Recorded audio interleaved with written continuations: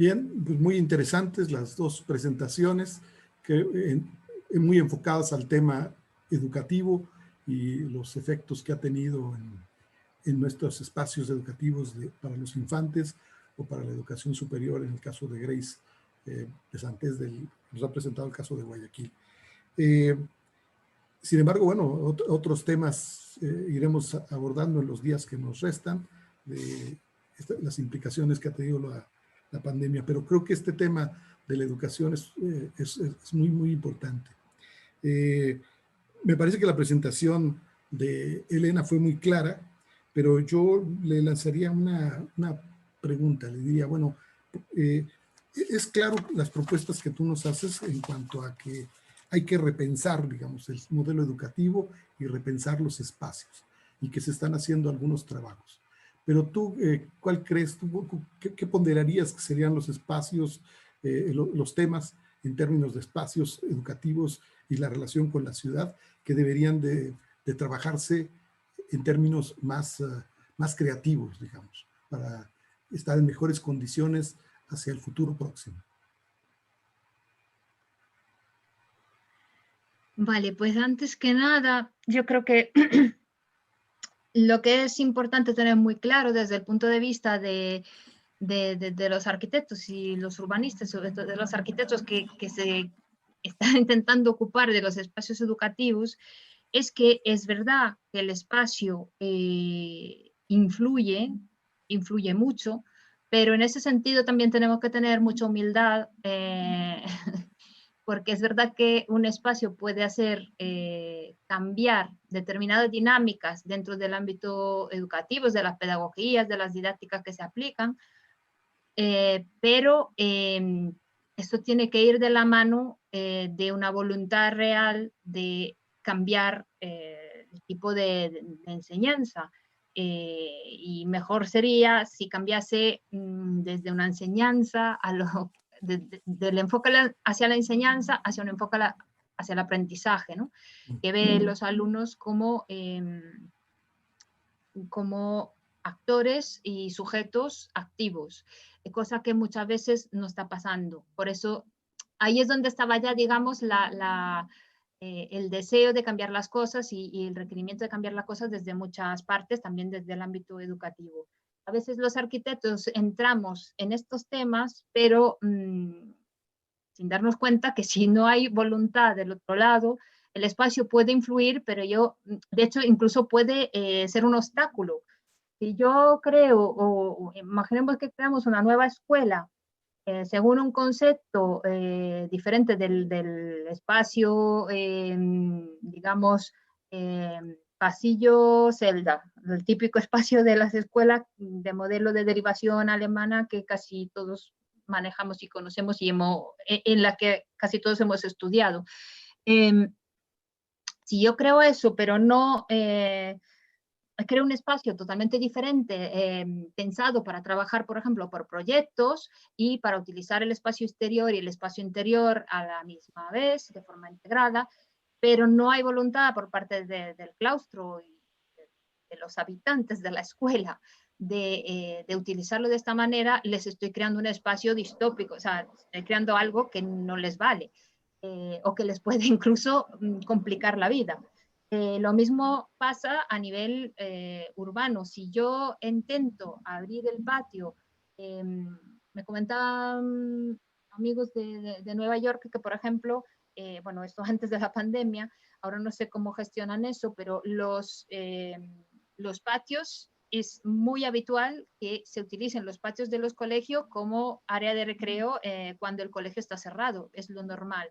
Cosa que, por ejemplo, en España en algunos sitios se ha pedido, pero que no se está haciendo por motivos de seguridad, por motivos de mil tipos.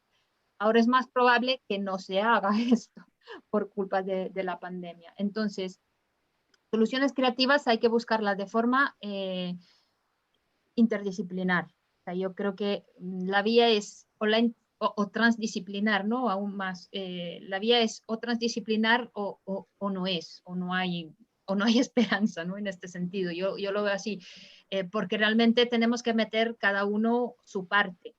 y no solo meter cada uno su parte en el sentido de añadirla, sino que cada profesional de diferente disciplina tiene que poder dialogar de una forma constructiva y destructiva con los otros para poder crear algo nuevo. Si no nos dejamos interrogar por las otras disciplinas, tampoco vamos a poder hacer algo nuevo y algo creativo. Entonces, yo lo veo un poco así, que tiene que ser un discurso integral, no que venga solamente de la arquitectura o del urbanismo. Elena, y en este nivel de colegios, de infantes, ¿tú cómo ves? ¿Tendrá posibilidades el uso de las nuevas tecnologías, de la tecnología, de los modelos a distancia, con sus limitaciones que pudiera tener en ese trabajo con los niños? No tanto en la situación de emergencia, sino hacia el futuro. Yo creo que a menor edad, cuanto menor es la edad y cuanto mejor sería evitarlo. Pero no lo digo yo, lo dicen los pedagogos en general, ¿no? Así es. Eso es. ¿Qué pasa? De hecho, no he hablado de las universidades, que por supuesto, el impacto del virtual en la universidad, por supuesto que tiene una importancia y una recaída muy importante también a nivel urbanístico. Hay ciudades universitarias, típicamente universitarias, entonces esto, bueno, de momento, aquí lo que se está haciendo, por ejemplo, Santiago, que tenemos a Santiago de Compostela, tenemos aquí al lado, que es ciudad universitaria, no la podemos imaginar ahora mismo sin universitarios, ¿no? Ahora están haciendo turnos, es semivirtual, pero bueno, es verdad que la experiencia, o sea, tiene una recaída, por supuesto, en el espacio urbano, quizás más directa y más visible de lo que puede ser el meter en casa a los niños. Sin embargo, es verdad que la experiencia de aprendizaje de una persona casi adulta o adulta es muy diferente respecto a la que puede tener un niño. Que ahí sí que es, digamos que siempre hay una negación de lo que decíamos del cuerpo y de la relación y de la emoción, pero nosotros como adultos, pues digamos que la podemos trasladar más fácilmente a la pantalla porque ya lo hemos vivido, ya tenemos todo un patrimonio de relaciones más ricas que ya estamos formados en ello.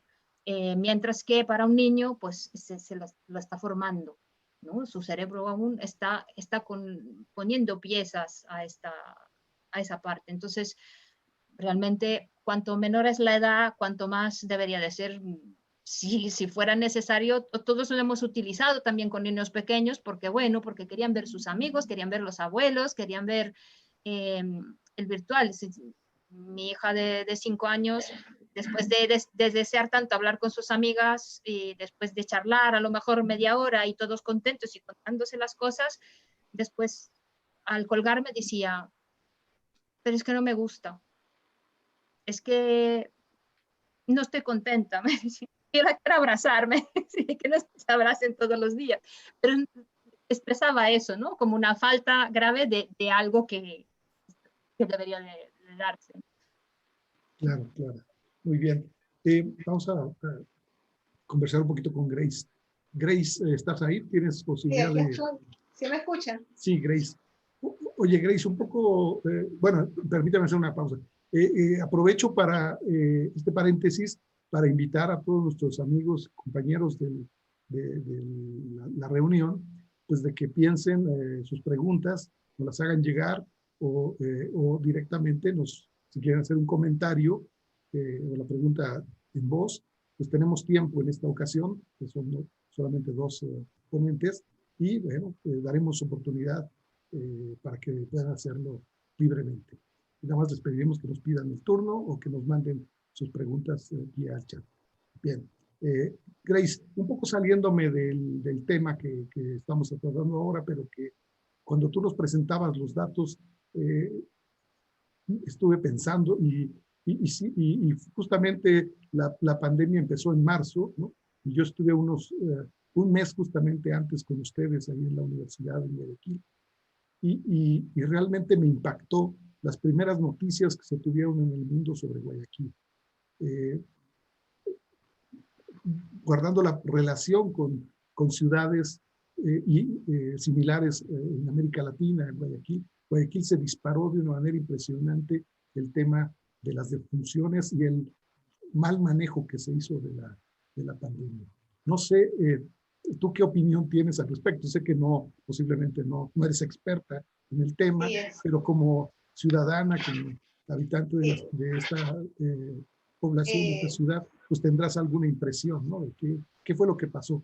Y en relación a eso, ¿cómo afectó en ese momento tan violento, cómo afectó a la comunidad de la universidad de la que tú formas parte? bueno, a nosotros dentro de la academia nos cogió en vacaciones, estamos en épocas de vacaciones. Eh, Usted vino en el mes de febrero, creo, Fines de o febrero, enero. sí. Fines de Y justo, febrero, sí. ya, es justo en ese centro de convenciones que usted lo vio tan bonito, se lo adecuó para el hospital. Bueno, en realidad la pandemia fue importada, como en ese proceso histórico, ¿no? Eh, en el siglo XVIII y en el siglo XIX tampoco pudieron controlarlo, tampoco, o sea, fue tan exponencial la contaminación. Supuestamente vino importado en el mes de febrero, ya cuando llegó los primeros días de marzo ya se había propagado terriblemente. No hubo, no es que no hubo control, ¿sí? No hubo control, el control había, ¿sí? Por parte de las autoridades. El pueblo estaba incrédulo de las consecuencias que iba a suscitar dentro de la ciudad, no pensaron. Y cuando se contaminaron todos, se contaminaron médicos, enfermeras, todo el mundo enfermó. Por lo tanto, había un ausentismo en las zonas de trabajo, y además la carga de trabajo que había, estaban todos quemados. Fue tan rápido, pero fue tan rápido. A veces las personas enfermaban en la noche y al siguiente día ya no estaban. O sea, fue terrible. Días de angustia, días de desesperación, pero sí hubo un control, ¿sí?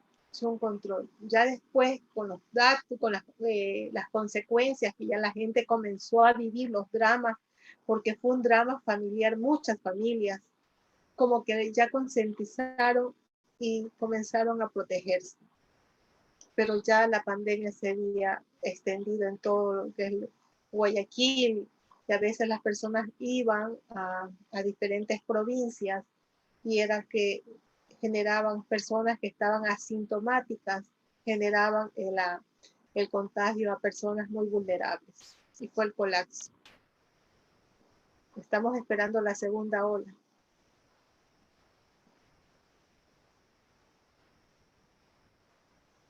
No lo escucho. Está apagado su micrófono, Sí, profesor. sí, sí. Dices que en el primer momento no hubo un impacto fuerte en la comunidad universitaria porque estaban en periodo vacacional, pero sí hubo, digamos, sí tuvo un impacto en la comunidad entre profesores y estudiantes. No le escuché, por favor, ¿podría repetirme la pregunta? Sí, sí. ¿Me escuchas ahora? ¿Me escuchas? Sí, sí. Sí. Comentaba que tú decías que en el primer momento, cuando fue realmente una cosa de noticia a nivel mundial, la universidad estaba en periodo de vacaciones, Sí. pero sí tuvo un efecto la comunidad universitaria fue un reflejo de lo que estaba pasando en la sociedad en general. Hubo un impacto de Claro. muerte, infectados y fallecidos en su comunidad, profesores, estudiantes.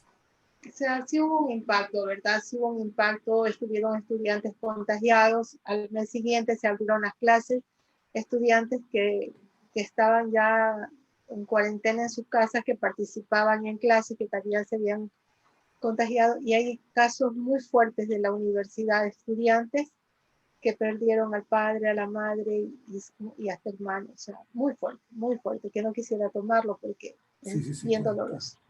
Muy bien. Bueno, En el caso particular, sí, a mí me afectó muchísimo. Yo estuve encerrada más de los 40 días y sí me afectó psicológicamente. Usted sabe que tengo una hija que sí, es claro. médico y que estaba justo en el hospital donde habían designado para el área de COVID. Muy bien. Bien, Grace. Bueno, vamos a solicitar al auditorio que nos haga llegar algunas preguntas o comentarios. Como siempre, Alejandro Calvo está muy activo. Bien, vamos a darle la palabra a Alejandro para que nos haga un comentario, una pregunta. Adelante, Alejandro. Muchas gracias, buenas tardes. Ya sabes que esto me apasiona. Disculpa que participe, pero ya es automático. Dos comentarios que me gustaría saber la opinión de los ponentes. Uno es, en verdad, sé que no son expertos, más bien se lo debería hacer a un psicólogo educativo, pero me gustaría saber la opinión de por qué se habla poco de la ansiedad emocional de la educación a distancia y si habría, hasta qué momento esto se puede volver crítico. Eso sería una. Y la otra ya va más relacionado a lo urbano, en que si los espacios educativos o las escuelas, los colegios, pueden utilizar los espacios públicos para impartir sus cátedras con todas las cuestiones de distancia, a distancia, y todo lo que se sugiere. Eso sería, Sergio, y muchas gracias. Sí. Elena, ¿quieres contestar? Sí, no me queda claro de la segunda pregunta. Sí, los espacios educativos pueden usar ese espacio público, pero para impartir a distancia o para, digamos, tener un espacio más grande. Eso sí que no, tener un espacio más grande, más seguro, digamos. Eso Sí, un espacio más grande y donde se puedan ver, inclusive interactuar de manera... De manera presencial, vale, sí, sí. Perfecto, gracias. De nada. Pues eso, es verdad que desde luego la primera pregunta es más bien para personas que se ocupan de psicología. Yo personalmente puedo contestar quizás también un poco como madre, ¿no? Y bueno, y no solo como madre de mis hijos, sino como por todas las historias que se han venido escuchando y que hemos venido compartiendo en el entorno familiar y de amigos, ¿no? ¿Dónde está el punto crítico? Seguramente el punto crítico depende de muchos factores, depende de la propia persona, la propia familiarización que puede tener, depende de la edad. Yo creo que ayer decía Antonio, comentaba el gestor cultural, ¿no?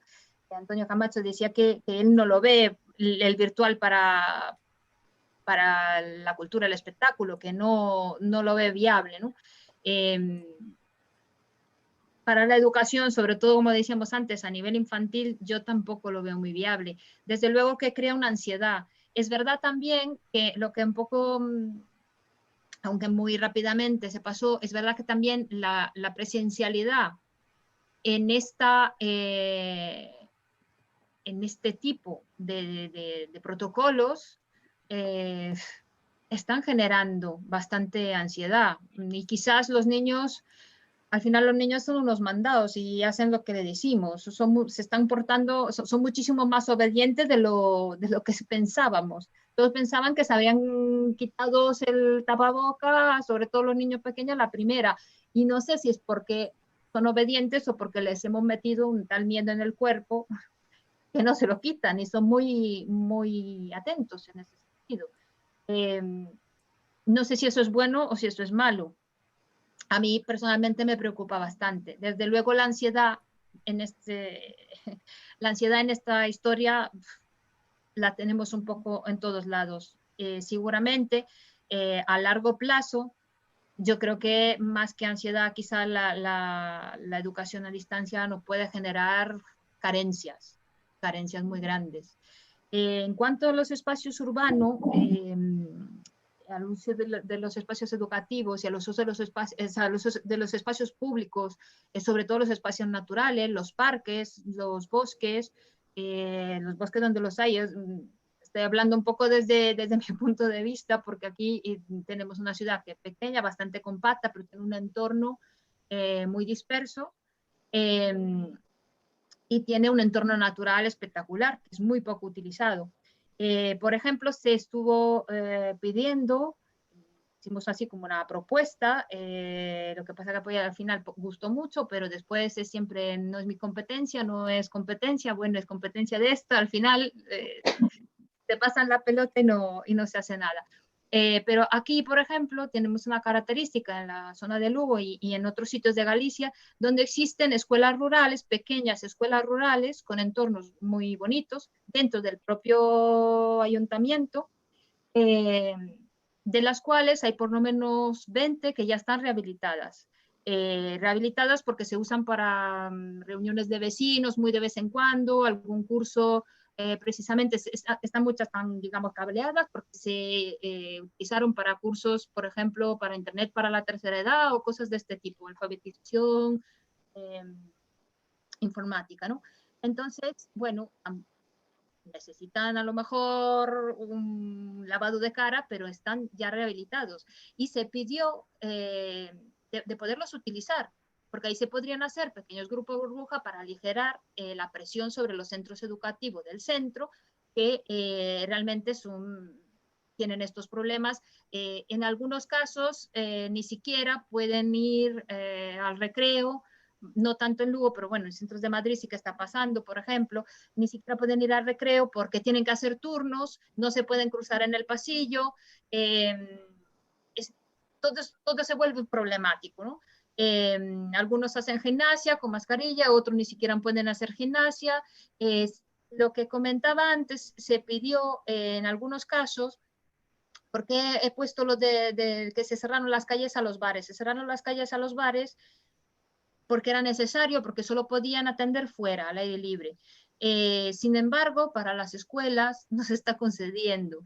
En algunos casos se ha pedido y no se ha hecho. Sé que en algunos centros urbanos grandes en España se ha cerrado la calle al tráfico al momento de la entrada, al momento de la salida, de forma puntual, para evitar que haya aglomeraciones, que haya más espacio, porque hay sitios donde a lo mejor la entrada al cole impide que haya un distanciamiento social por la familia que tienen que acompañar. Pero se hace de forma puntual. No se está haciendo, como sé que, por ejemplo, en Estados Unidos, en muchos sitios sí se ha hecho, es de dar calles enteras a los colegios en horas lectivas para que lo puedan utilizar, por ejemplo, afuera. Y no solamente para hacer el recreo, para hacer gimnasia, sino la idea, que a mí me parecía interesante ya antes, es de utilizar el patrimonio, lo que se tiene, que el aula salga más del centro.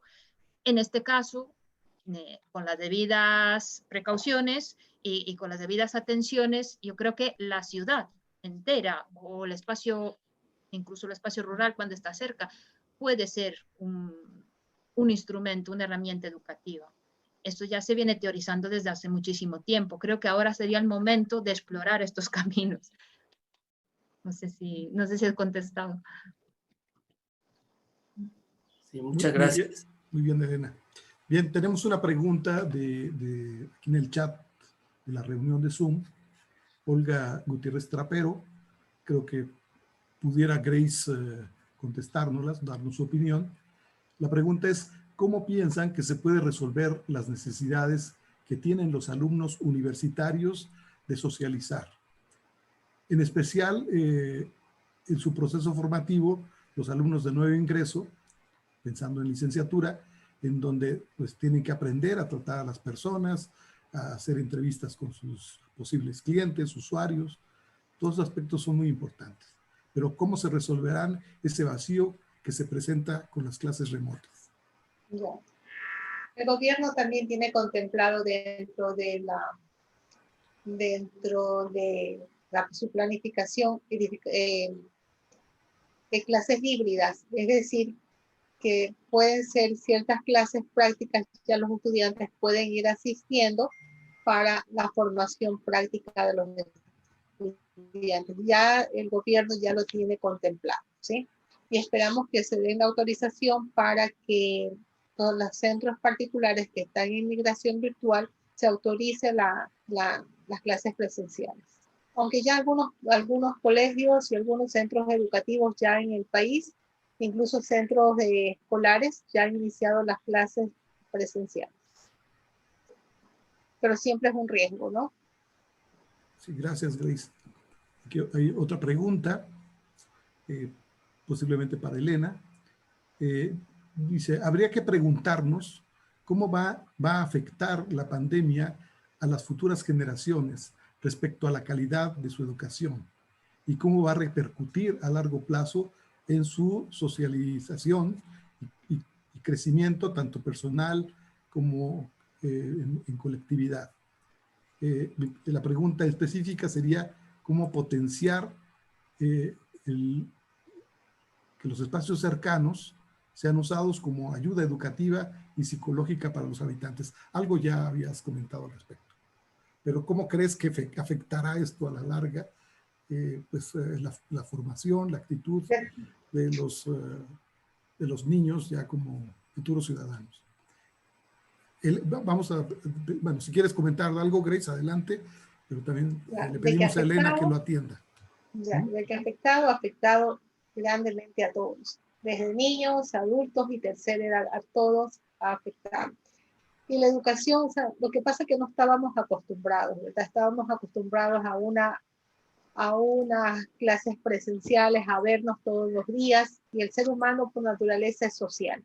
Entonces, esa barrera de estar encerrados también influenció, pero poco a poco nos vamos a ir acostumbrando y vamos también a tener otros mecanismos para poder interactuar dentro de lo virtual y luego lo presencial. Esto lo que estamos viviendo no es permanente. Ya hemos visto en ese proceso histórico, para nombrarle simplemente dos epidemias que ha tenido el Ecuador, han habido otras más, pero fueron las más fuertes, que van a marcar un antes y un después. La forma de pensar y de actuar, incluso hasta repensar en nuestros espacios, ¿sí? Vamos a ser más perceptivos, vamos a desarrollarnos. Es posible que la forma de vida nos cambie, es posible, porque ya hemos vivido una experiencia bastante dura, al menos los guayaquileños la vivimos muy fuerte. Va a cambiar definitivamente. Muy bien, Grace. Elena, ¿te merece algún comentario? Pues a mí sobre todo me preocupa más que desde el punto de vista digamos, del currículum, que eso creo que lo veo recuperable muy fácilmente, ¿no? La parte de lo que se hablaba antes, de la ansiedad, de los miedos, de la falta de socialización, el crecimiento integral, digamos, del ser humano. Y desde luego los afectará. Yo creo que lo que tenemos que potenciar mucho es el cuidado, por ejemplo, en darles, en tener en cuenta de que los niños y los jóvenes, los adolescentes, tienen un concepto temporal, por ejemplo, diferente del que tenemos nosotros. Nosotros nos dicen, bueno, a lo mejor se termina esto en 2 años, decimos, uff, va a ser larguísimo. Nos prepararemos para la economía y tal y cual, pero bueno, lo podemos concebir, pero si le dices 2 años a un niño de 6 años o de 4, le parece toda la vida, ¿no? Entonces, en ese sentido, cuidar un poco, intentar dar como una temporalidad, intentar dar una esperanza, cuidar que tengan esa esperanza, no se agobien demasiado. ¿Cómo podemos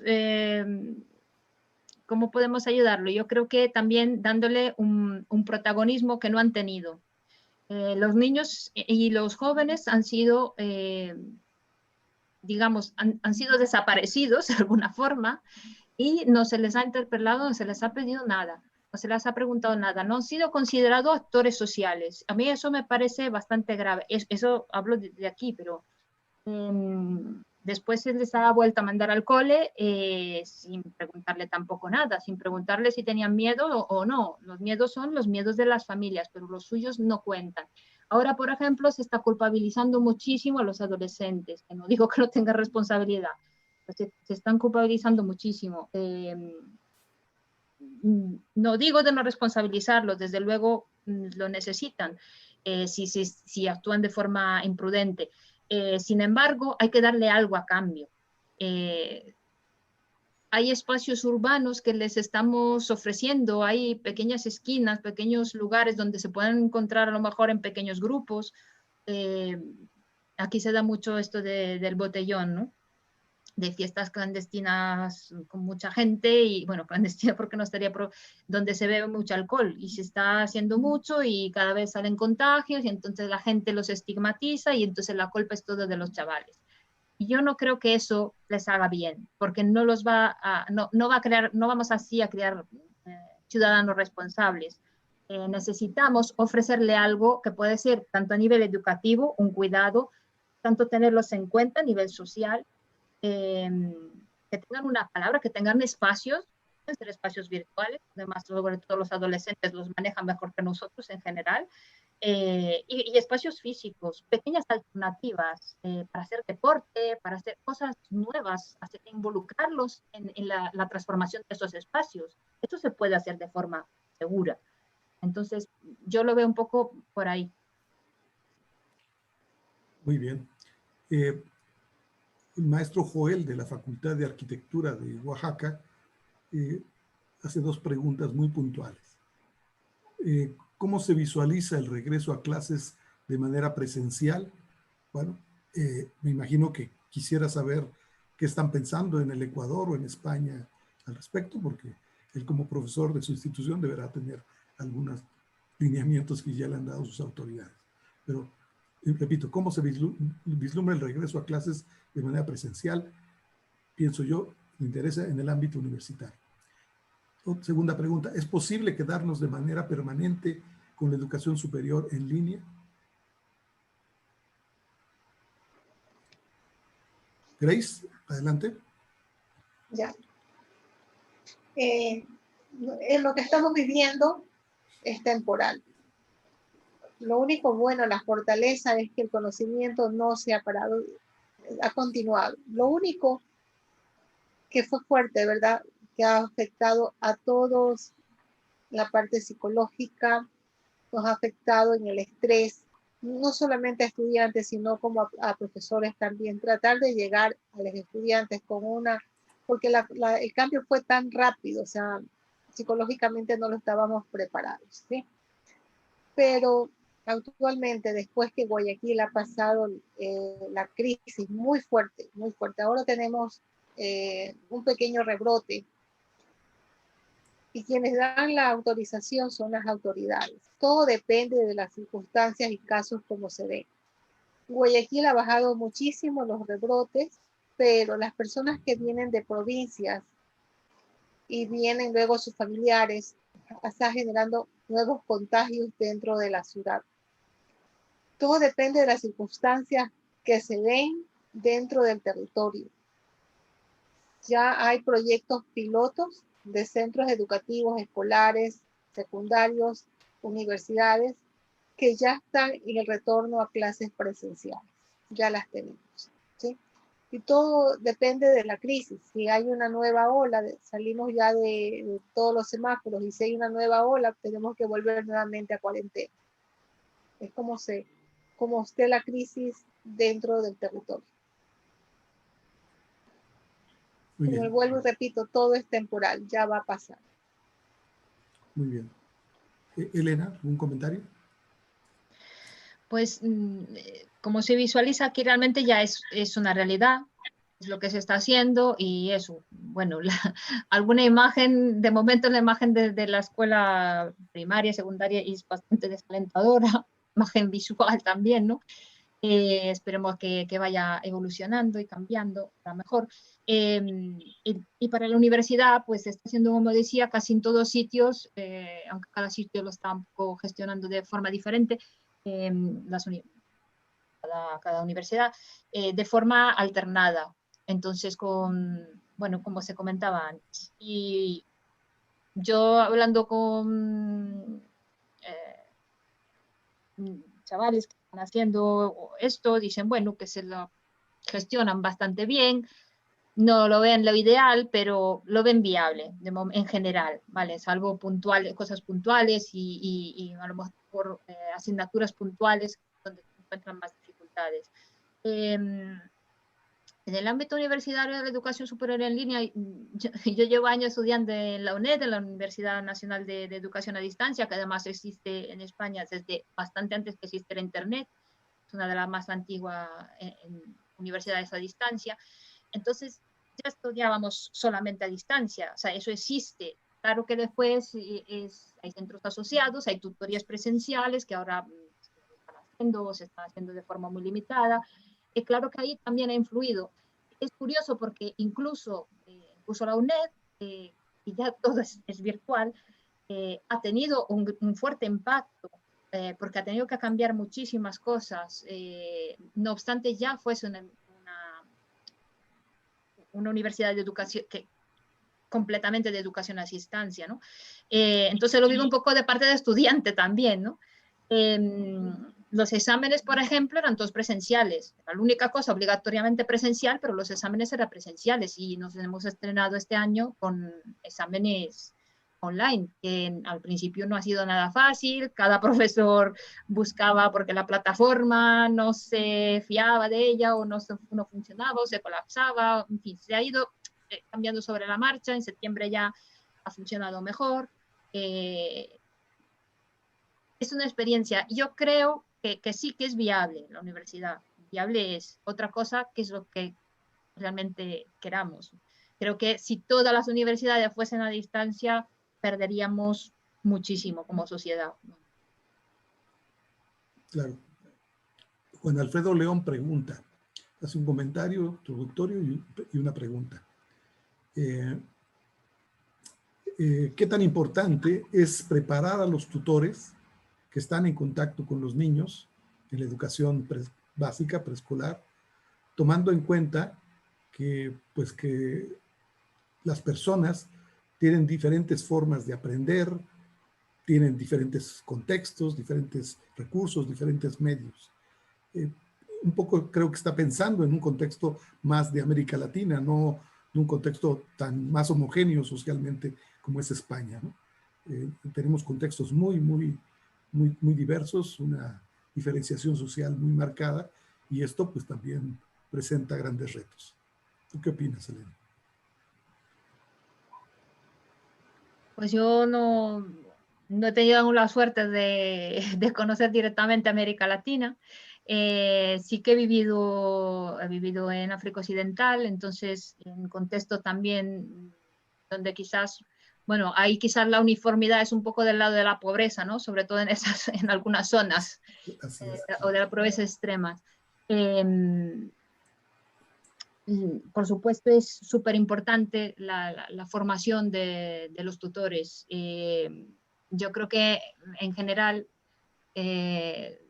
la escuela en Europa, hablo también de Italia, por lo que conozco, aún tiene que caminar muchísimo. Hay experiencias mejores de acostumbrarse sobre todo a una educación respetuosa. Yo creo que aún hay muchísimas carencias. Quizás, por un lado, de Europa nacieron pedagogías innovadoras y aún les llaman nuevas pedagogías cuando a lo mejor tienen más de 100 años, y quizás, curiosamente, se han aplicado más en América Latina que en la propia Europa, ¿no?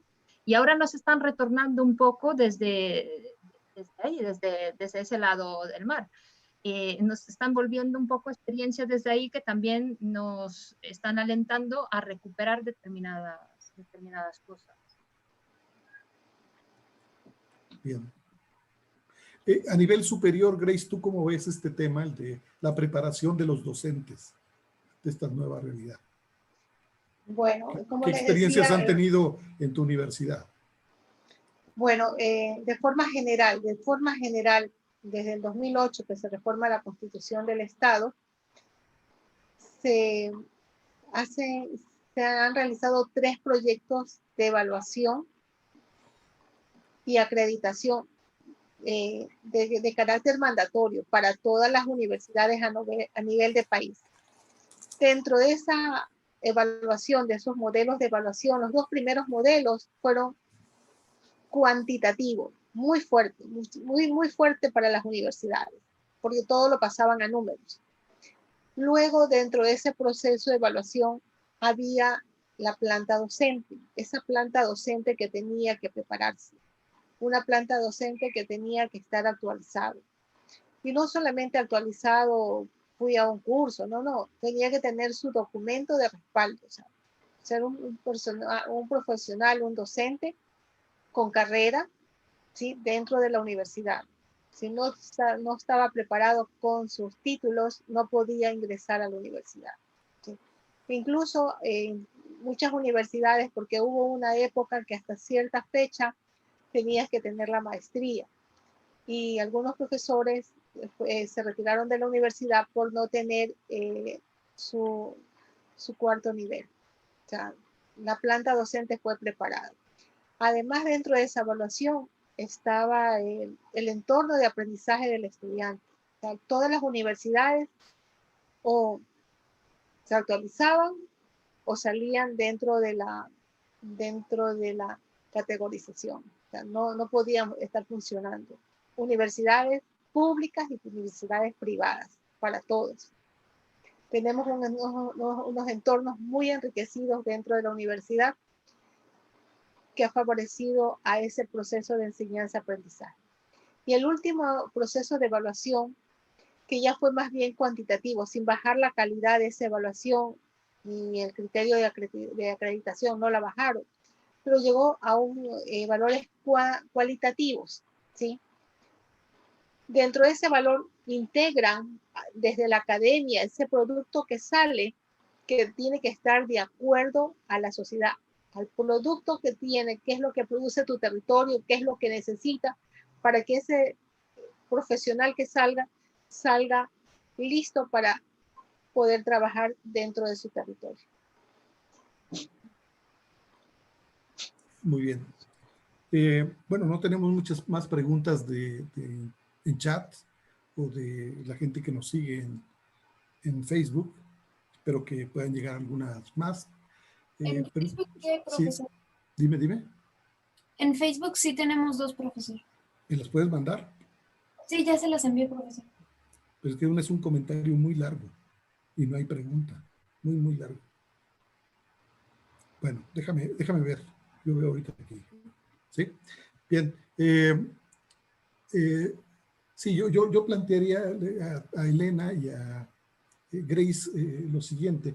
Si pensamos que no en el futuro inmediato, sino en el corto plazo, sino al mediano plazo, tendremos que convivir con un sistema de educación híbrido, presencial, e incorporando más activamente la educación a distancia y el uso de las tecnologías digitales para la educación como un instrumento para la educación.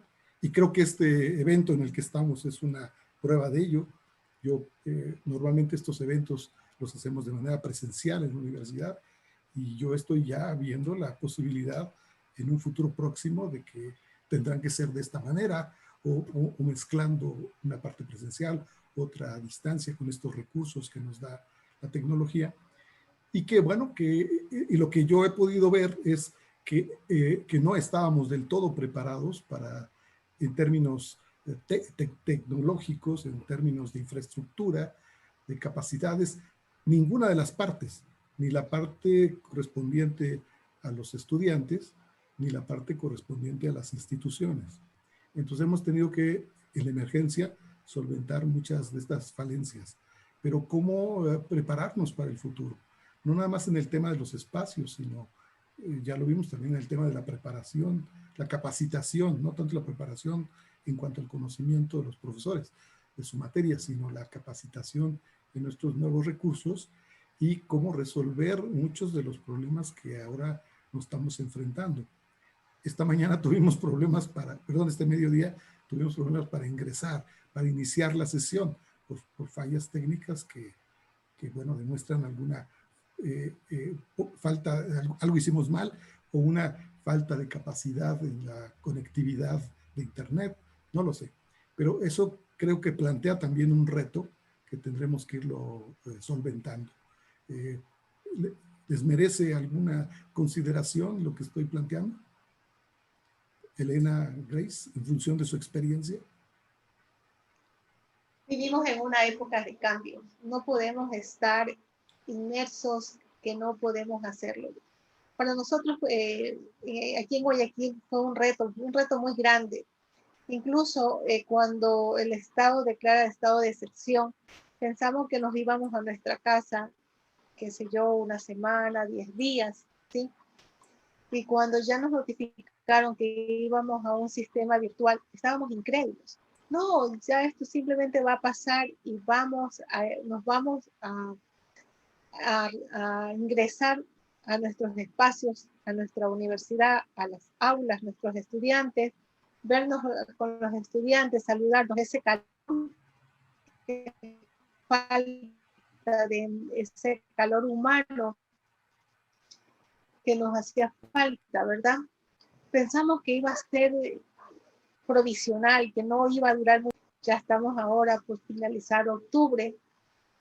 Estamos cada uno en su trinchera desde su hogar trabajando y se conectan desde sus zonas de trabajo para poder escuchar la clase. Va a cambiar. Esto en algún momento ya vamos a volver a la normalidad. Hay que tener paciencia. Primero, como les decía a los estudiantes, primero está la salud. Al menos las personas vulnerables, que ya estamos entrando ya a la tercera edad, somos muy vulnerables y tenemos que cuidarnos. Primero la salud y poco a poco nos iremos integrando con todas las seguridades normales donde se visualizó que primero estaba la vida antes de cualquier cosa. Nos ha dado una lección muy fuerte. Además de valorar la vida, aprendimos a valorar los espacios, unos espacios que no nos habíamos imaginado qué importancia tenía, ¿sí?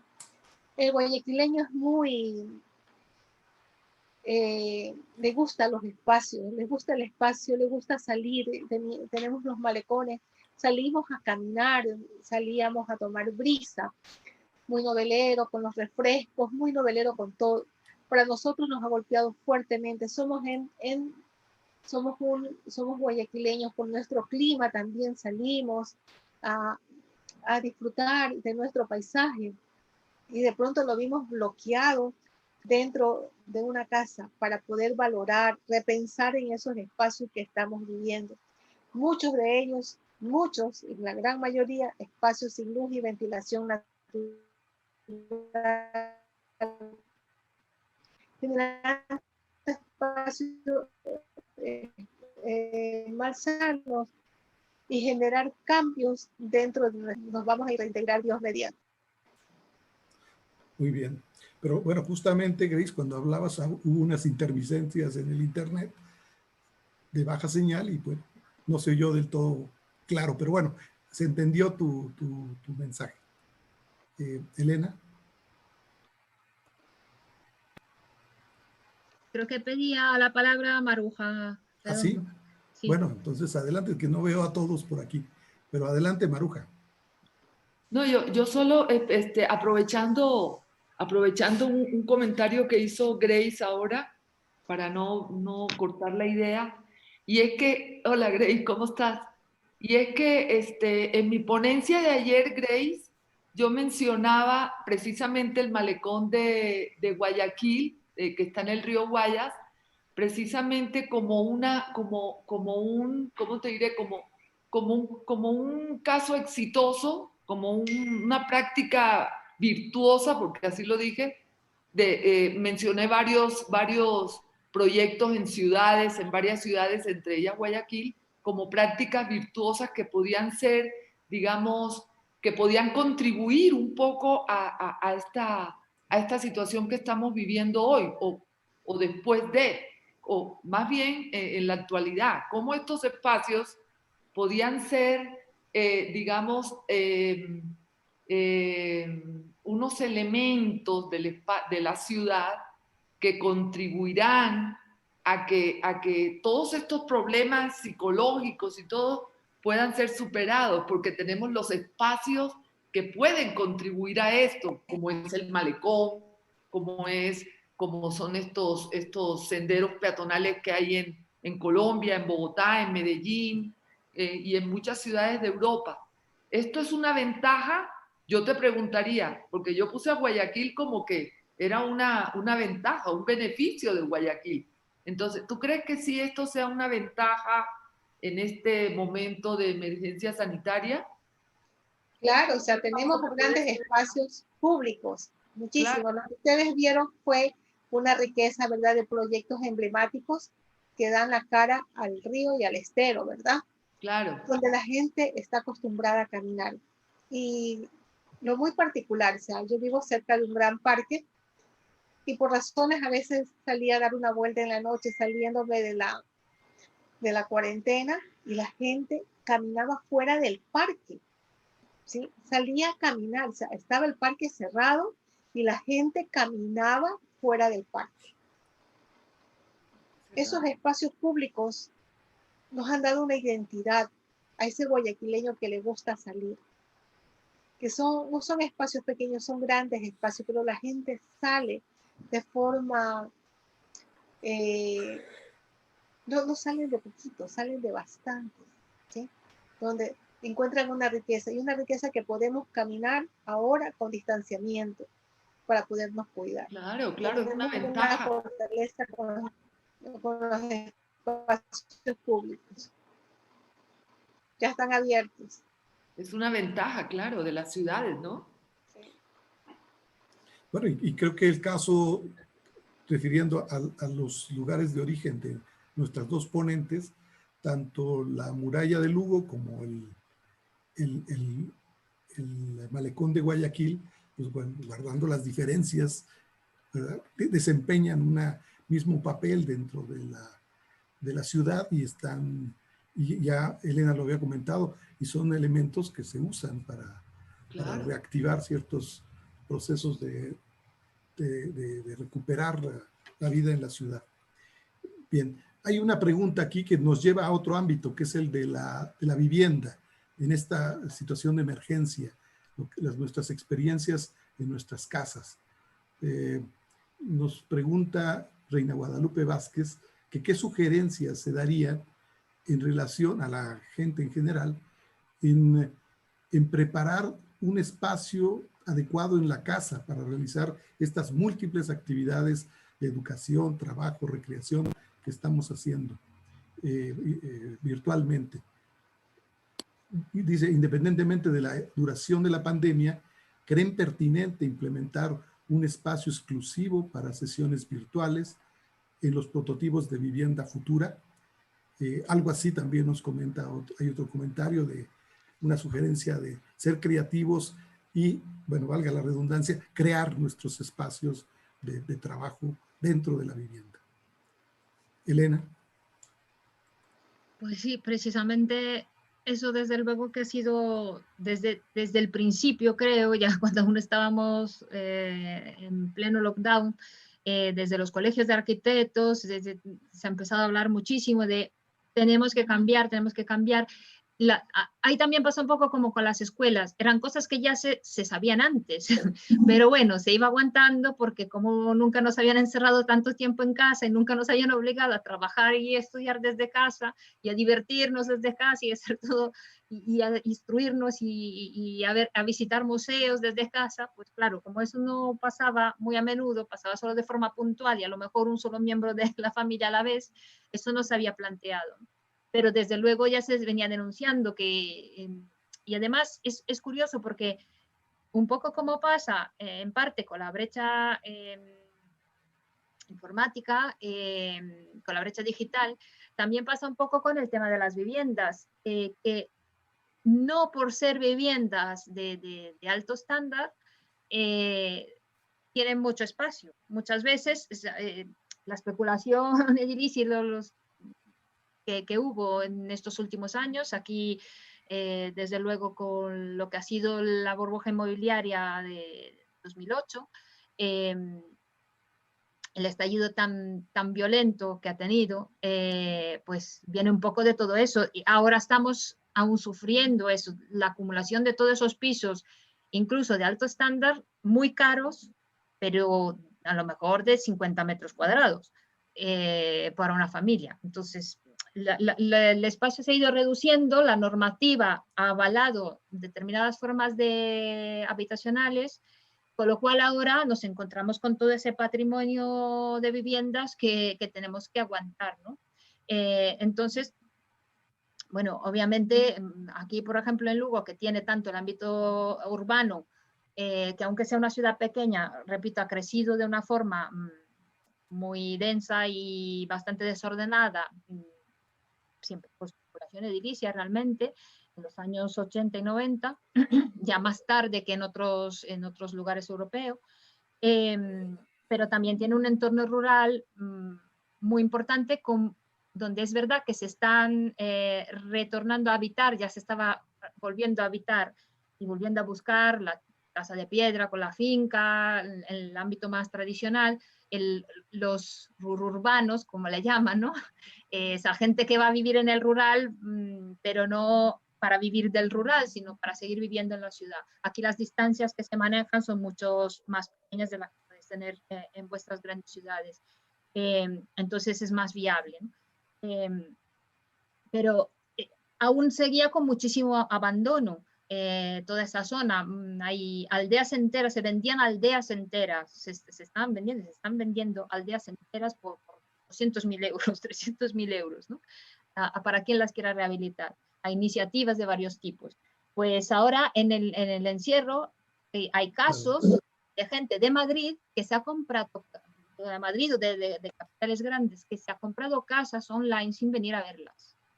Eso me parece muy fuerte, como en plan, vale, en este piso ya no puedo estar, si necesito un sitio, sea lo que sea, porque si me vuelven a encerrar me escapo ahí. Entonces los privilegiados han sido los del ámbito rural, no los del centro, que a lo mejor tenían un piso en la zona más exclusiva. Claro, pero también en la arquitectura, bueno, ha habido cambios importantes. En este modelo de la vivienda burguesa, digamos, que todavía hasta mitad del siglo XX era bastante común, la clase media, media alta, tenía dentro de su concepto de vivienda un espacio destinado para actividades más allá de lo estrictamente familiar. Se hablaba de la biblioteca, ¿verdad? Del despacho, el living, el que le llaman el living, ¿no? El living, sí. Del taller, si se tenía ciertas aspiraciones artesanales o artísticas, y todo esto se ha venido perdiendo. Uno en parte porque las viviendas cada vez son más pequeñas, como tú dices, por un problema de espacio, de costo, etcétera, de vida muy compacta. Y estos espacios, y otra porque estas actividades se realizan, o se han venido realizando fuera del hogar. Y ya no se ha pensado tener esto. Y ahora en el encierro, pues nos damos cuenta de que no disponemos de un espacio adecuado, nunca se pensó. Y en algunos casos no es hasta un problema de falta de recursos, sino simplemente de falta de necesidad, porque ya no se veía esto como algo importante dentro de la vivienda. Pero si le sumamos que esto, bueno, esta pérdida, le sumamos que en muchos hogares pobres, digamos, o de escasos recursos, que vive una familia completa, grande en el contexto latinoamericano, de 4, 5 miembros, de diferentes edades, en espacios mínimos, porque las viviendas sociales son muy pequeñas, o en espacios autoconstruidos, también se da una serie de limitaciones espaciales. Entonces es complicado pensar cómo en un espacio reducido pueden estar 4 o 5 personas en ciertas horas del día trabajando en línea simultáneamente, lo que implicaría, no se puede estar tomando clases 2 niños en diferentes cursos en el mismo espacio, no es posible. Maruja y yo, que somos pareja, cuando damos clases al mismo tiempo, uno tiene que estar en este espacio donde estoy yo, que es como una especie de estudio, y otro se va a otro lado, porque no es posible interactuar, no se puede. Y no es un problema tanto de calidad de espacio, sino de que no está adecuado para realizar esa actividad. Entonces, también implicaría que hay que cada persona debe tener un aparato, un dispositivo para conectarse, y una conexión a internet que sea de alta capacidad, que permita que 5 personas estén conectadas. Y eso, la verdad, no es posible. no es viable, al menos en el contexto nuestro de América Latina, para las grandes mayorías. Grace nos decía que 1/3 de la población en Ecuador no usa Internet. Bueno, yo creo que México no está muy distante de eso, a pesar de que somos un país más grande y con una economía un poco más fuerte. Pero esa es nuestra realidad. Entonces, eso realmente también es un reto. Y creo que por ahí vienen las inquietudes de estos dos compañeros que nos hacen de que, bueno, y el tema de la vivienda y de los espacios, ¿cómo podríamos pensarlos hacia futuro? Con toda esta complejidad que he tratado de simplificar en mi intervención. Bien. ¿Alguien quiere comentar algo más, algo adicional o complementario? Si me permite. ¿Quién anda? ¿Sergio? Sí. Javier, Francisco Javier. Sí. Adelante. Bueno, tenemos unos minutos más. Vamos a, bien, a darle paso a tu comentario. Tú me comentas. Sí, dale. Los temas, voy a tratar de reencontrarme con los comentarios que ustedes hacen acertadamente, que realizan, y el ser humano durante toda su historia nos ha demostrado que ante contingencias se supera. La epidemia, como bien lo mencionaba Elena hace un momento, dicen, creo que fue Elena que decía, bueno, no es la primera epidemia, no es la segunda, no es la tercera, ni la última que vaya a existir en nuestro contexto. Y es ahí donde entra la responsabilidad del ser humano, la creatividad del ser humano, de superar las situaciones diversas. Y siempre es para bien. Algunas se quedan como forma de vida y se van modificando poco a poco. Ese es el momento para actuar.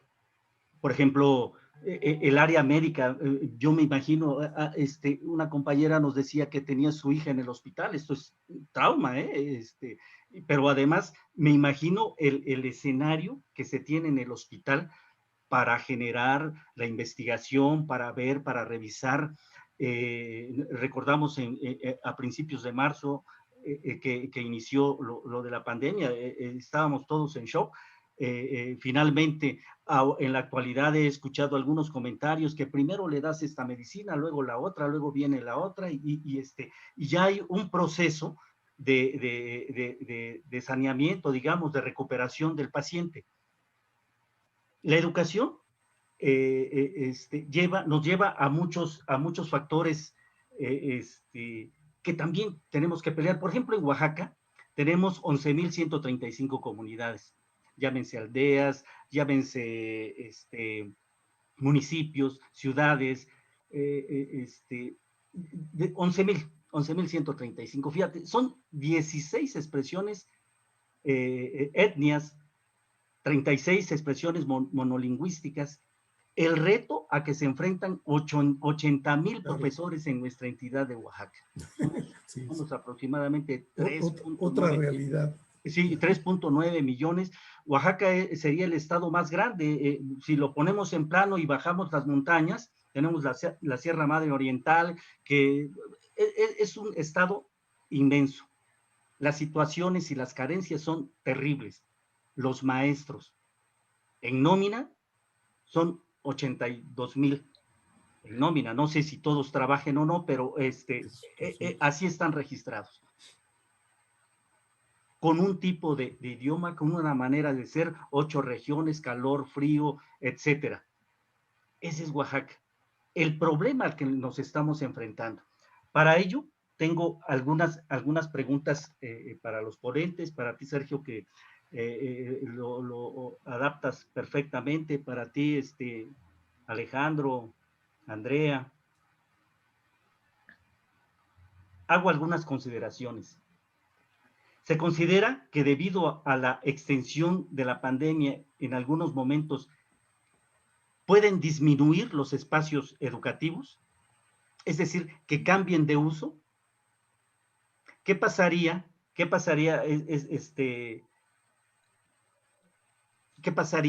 si al regreso de la pandemia. Ahorita no la tenemos terminada, aquí nosotros estamos con el rebrote que sí hay, que volvemos al semáforo rojo, etcétera.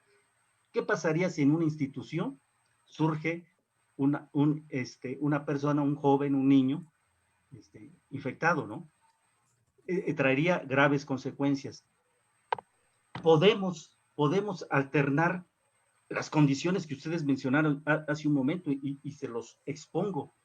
Una niña con su mamá, lo he visto, una niña de 10 años en escuela primaria, atiende el negocio de la mamá, va a dejar regresa su televisión del tamaño de nuestra computadora, de la pantalla de nuestra computadora, regresa y que tiene que ir a dejar un mandado, regresa a su computadora, está cobrando y regresa, y hablo de un nivel precario, económico, social, de espacio. Y se reinventa la niña. Y lo vuelve a hacer. Los espacios entre nuestros hijos, normalmente tenemos que 2, 3 hijos en edad educativa. ¿Cómo podemos superar eso? Yo creo que los trabajos de investigación que aquí se han presentado en el seminario han estado correctos. Si nosotros nos enfocamos a una realidad, y ahí peco un poco de mi yo soy funcionalista, entonces la función me llena, pero me absorbe también por la realidad que vivimos, la realidad que tenemos. Qué bueno que tocan el tema de la vivienda.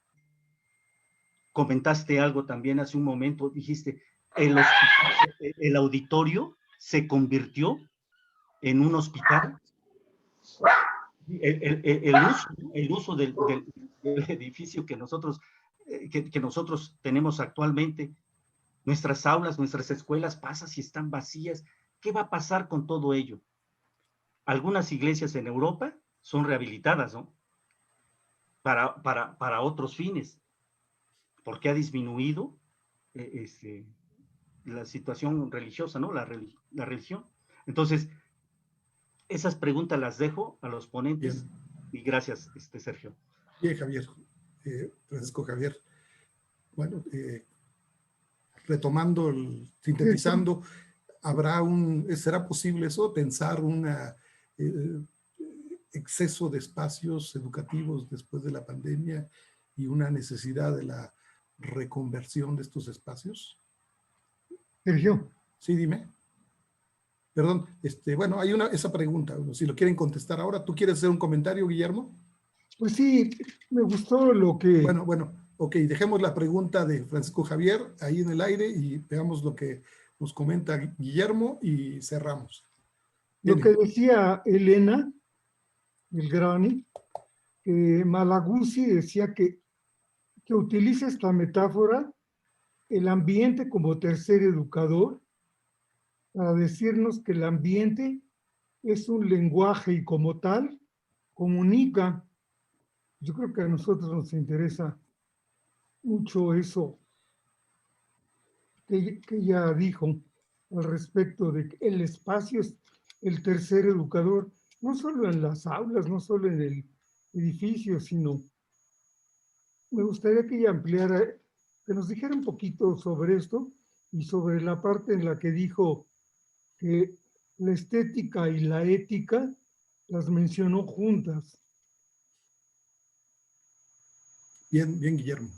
Entonces, bueno, ahí tenemos dos inquietudes, ¿no? para abordar el tema de los espacios educativos y implicará una reconversión de ellos después de la pandemia y el espacio como elemento educador que nos propone Guillermo.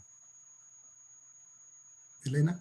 Pues un poco respecto, a ver, me parece la de Francisco Javier una pregunta así muy difícil de contestar, ¿no? Sí, claro. Pero, desde luego, pero quizás, desde luego, para intentar engancharla un poco con la pregunta de Guillermo, sí, Guillermo, sí. Sí, quizás el tema de que bueno, Malaguzzi no solo decía que el espacio se educa, o sea, que el espacio es el tercer educador, sino que el espacio también aprende. Es decir, la relación del espacio con el resto es una relación dialéctica. Entonces, con respecto a lo de la función, me parece que ahí puede estar una clave, ¿no? Una de las claves de lectura. Así como nos reinventamos, nos tenemos que reinventar nosotros, sobre todo, como decía Francisco, en situaciones complicadas, en situaciones vitales complicadas e incluso en edades muy tempranas, y el ser humano logra siempre de alguna forma encontrar vías. Los espacios también, aunque los vemos como algo rígido y muy definido, los espacios se pueden reinventar. Bueno, lo hemos visto en las emergencias, hay espacios que han tenido que responder de una forma totalmente inesperada, ¿no? Aquí nos hemos, una imagen que nos quedará a todos impresa, desde luego que no podemos nunca olvidar, ha sido el Palacio del Hielo convertido en morgue, ¿no? Eso desde luego lo vamos a tener grabados para siempre, ¿no? Sin embargo, no solo las transformaciones tienen que ser en negativo, sino que pueden ser en positivos. Los espacios educativos están viendo que son muy rígidos, así como han sido pensados, son muy rígidos, pero desde luego los que los hace vivo es la comunidad que puede vivir en ellos. El tema de que el espacio es el tercer educador cuando está pensado junto con los habitantes que lo viven de forma participada. Lo que hace rígida, a mi aviso, la escuela como institución y como espacio, no es tanto el espacio físico, sino el espacio físico en conjunto de una comunidad educativa aquí inexistente.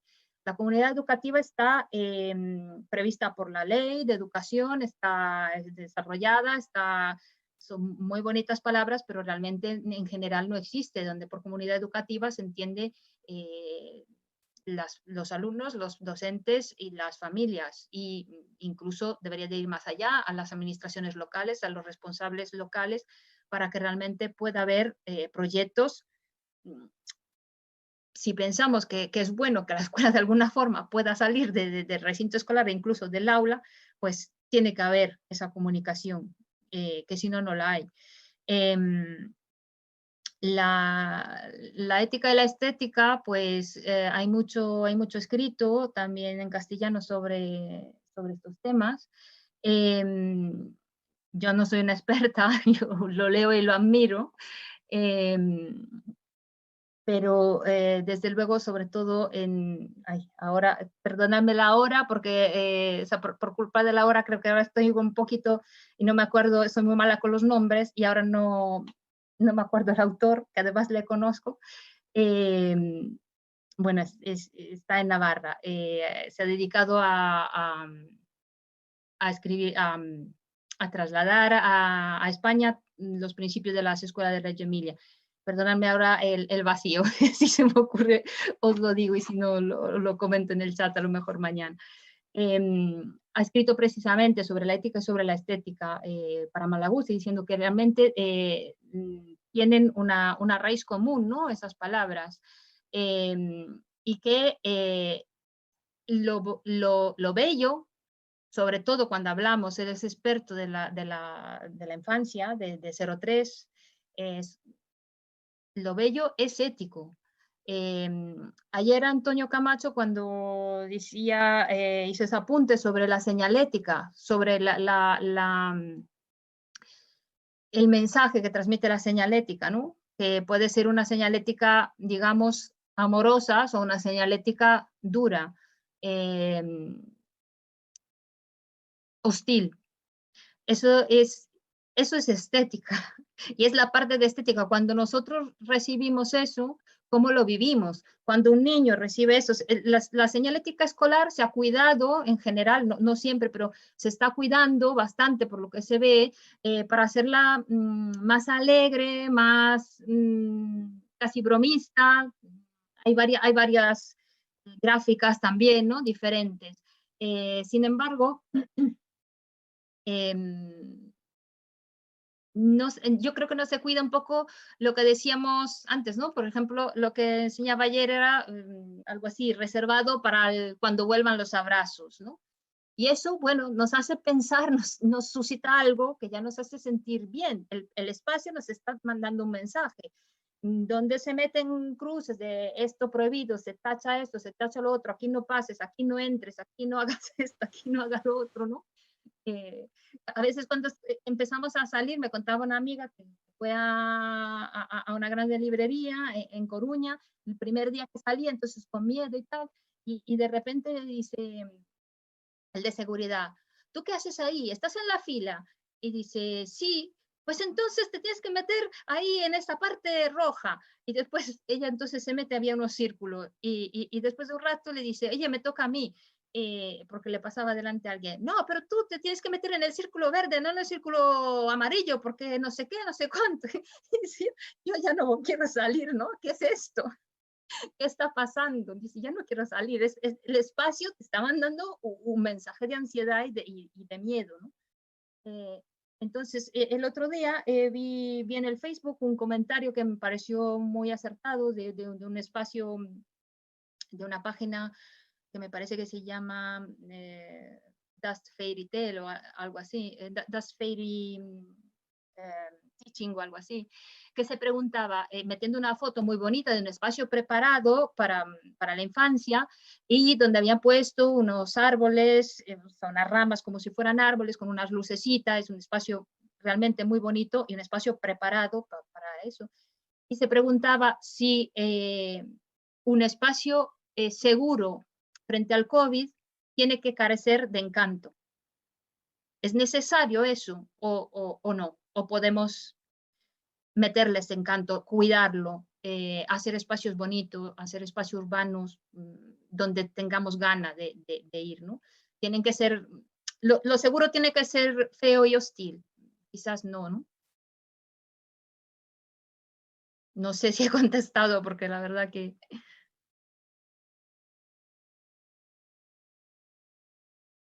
Está silenciado, Sergio. Sí. El micrófono. Ah. Sí. Después de que lo apago un tiempo, pues me muchísimas gracias por la experiencia. Y sí me gustaría si nos pudieras dar luego el nombre de este libro. Sí, perdona, de verdad es que se lo dejamos para mañana en el chat. Es la 1:30 de la mañana y estos días os he estado siguiendo, con lo cual tengo un poco de falta. Y esperamos que sigas con nosotros lo que resta del seminario. Encantadísimo. En una ciudad de 90,000 habitantes. Yo siempre he estado en ciudades mucho más grandes, bueno, no tantísimo, pero más grande, entonces para mí era venirme a vivir a un pueblo. Yo decía que eso es un pueblo con semáforo, pero no lo puedo decir. Bueno, ¿qué te podemos decir nosotros que vivimos en un pueblo de 20 millones de habitantes? Exactamente, la mitad de la población de España o algo más. Es muy triste con lo del COVID, pero en México ha muerto la misma cifra de habitantes que tiene Lugo. Sí, exactamente. Sí. Esta semana probablemente lo he pensado. Esta semana probablemente lleguemos desafortunadamente a los 90,000 fallecidos. Por desgracia, sí. Así es. Bueno, bien. Grace, ¿quisieras despedirte con algún comentario corto, final? Grace, ¿está por ahí? Grace. Tu micrófono está apagado, Grace. Voy a apagar el mío. Sergio, si se puede. Agradecer por el momento. Estos encuentros nos fortalecen el alma, nos fortalecen el espíritu. Muchas gracias al coordinador. Y lo que estamos viviendo es temporal. Tener paciencia, ya nos vamos a integrar, vamos a estar con esa interacción social para darnos un abrazo. Espero que la próxima ya nos podamos encontrar, Dios mediante, en México. Muchas gracias por tu mensaje de esperanza y optimismo, Grace. Muchas gracias. Seguimos en contacto en los días del seminario. Elena, sí. Sí, que me ha asomado los libros y se ha encendido la luz. El autor es Alfredo Hielo, que me perdone Alfredo, con ese vacío. Entonces tiene mucho publicado y la verdad que vale la pena leerlo. Sí. Bueno, bien. Pues bueno, terminemos. Me despido. Les recuerdo que mañana iniciamos a las 4 de la tarde con el tercer tema que tiene que ver con temas de movilidad urbana y el transporte público. Creo que también ya hemos el primer día hablado de estos temas. Sin duda podemos profundizar más con especialistas en la materia y creo que es un tema que está muy relacionado con la situación urbanística que nos toca afrontar en el futuro próximo. Bueno, también por último les digo que depuramos el registro para el webinar en Zoom, porque inicialmente muy rápidamente se saturó, el sistema cierra cuando llega al número establecido que teníamos asignado y ya no permitió más registros. Hemos depurado las personas que se hicieron un doble registro o que no han asistido para que ese espacio se pueda aprovechar por otros que quieran participar con nosotros. Entonces, si hay alguien que no ha tenido registro, le pido que lo intente. Vamos a estar haciendo eso frecuentemente cada día para que puedan participar en la sesión del webinar. Los que no lo puedan hacer tienen la opción de seguirnos a través de Facebook Live y también de YouTube Live, que son opciones en tiempo real y que también son muy buenas y pueden llegar a mucho público. Bien, entonces nos vemos mañana. Que tengan una muy buena tarde. Hasta luego. Buenas noches para ti, Elena. Buenas noches y muchas gracias. Hasta luego. Nos vemos mañana. Hasta luego. Descansen. Saludos. Hasta luego. Saludos a todos.